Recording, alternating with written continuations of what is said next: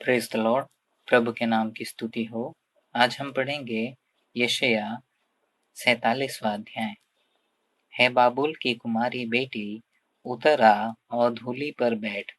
हे कसदियों की बेटी, तू बिना सिंहासन भूमि पर बैठ, क्योंकि तू अब फिर कोमल और सुकुमार न कहलाएगी।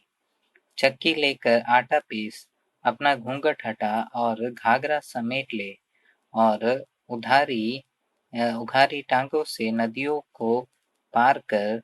तेरी नग्नता उघाड़ी जाएगी और तेरी लज्जा प्रकट होगी। मैं बदला लूंगा और किसी मनुष्य को ग्रहण न करूंगा।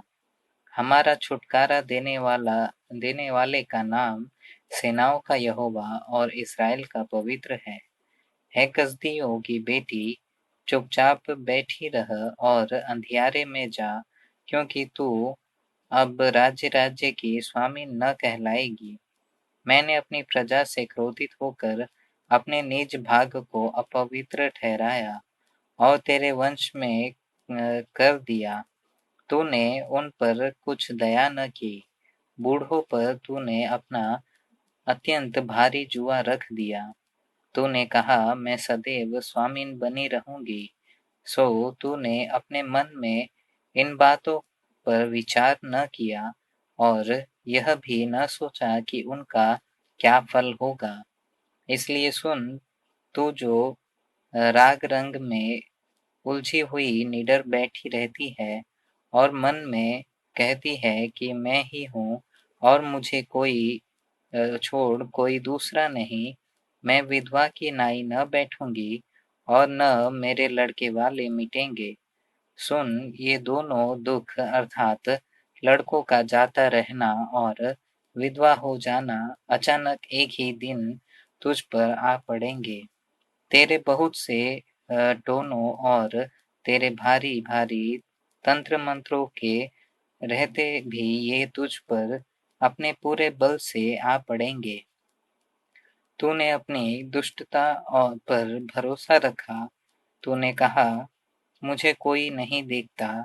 तेरी बुद्धि और ज्ञान ने मुझे तुझे बहकाया और तूने अपने मन में कहा, मैं ही हूँ और मेरे सिवाय कोई दूसरा नहीं।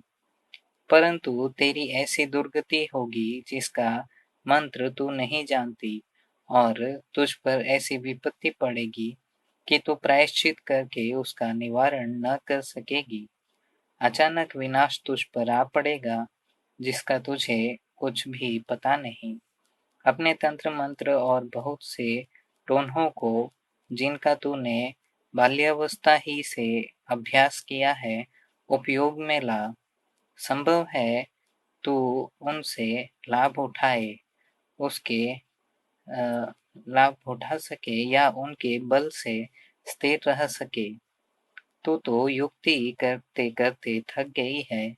अब तेरे ज्योतिषी जो नक्षत्रों को ध्यान से देखते और नए नए चांद को देखकर होनहार बताते हैं, वे खड़े होकर तुझे उन बातों से बचाए जो तुझ पर घटेंगी। देख, वे भूसे के समान होकर आग से भस्म हो जाएंगे।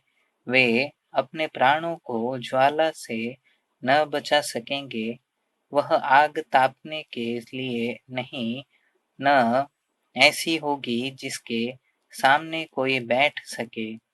जिनके लिए तू परिश्रम करती आई है, वे सब तेरे लिए वैसे ही होंगे, और जो तेरी युवावस्था से तेरे संग व्यापार करते आए हैं, उनमें से प्रत्येक अपनी अपनी दिशा की ओर चले जाएंगे।